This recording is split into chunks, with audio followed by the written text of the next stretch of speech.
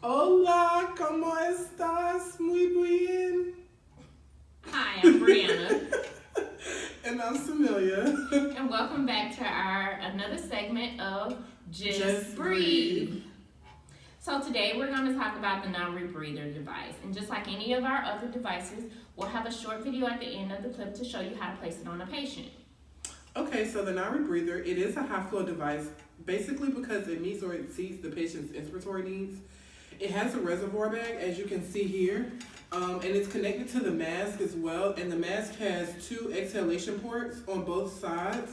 This actually prevents the room air from entering the mask, and it has a one-way valve between the mask and the reservoir, and it helps the patient exhale gas from entering into the reservoir bag, and that's what she's showing you in the middle.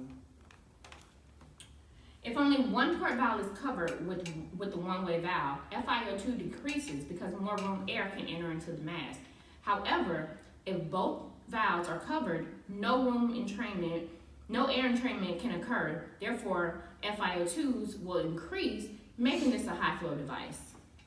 The non-rebreather delivers an FiO2 of 60 to 80% at flow rates of 10 to 15 liters per minute. And if flows are not accurate or adequate enough, then it'll cause the bag to deflate, and that's not what you want.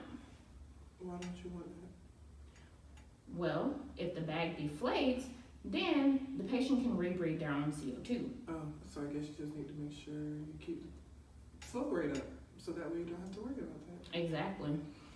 Okay, so if the patient is on a non-rebreather and you notice the bag does continue to deflate, just increase the flow. So who is this device recommended for? Well, typically it's used for smoke inhalation patients that have been in fires, CO poisoning, and also used for patients delivering heliox therapy.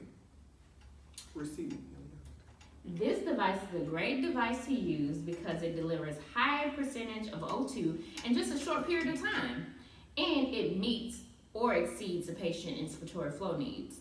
But wait, you know everything has its cons, right?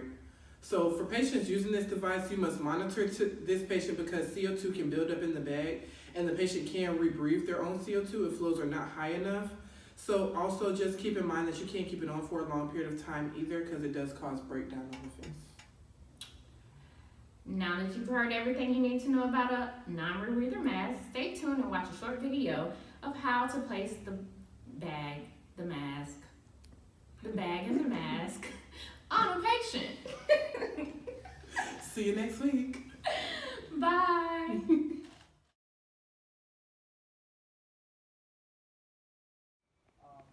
As you want to make sure the bag it does not completely deflate as the patient inhales, this is the non-rebreather. Both exhalation ports should be covered and the liter flow should be set at about 12 to 15 liters per minute.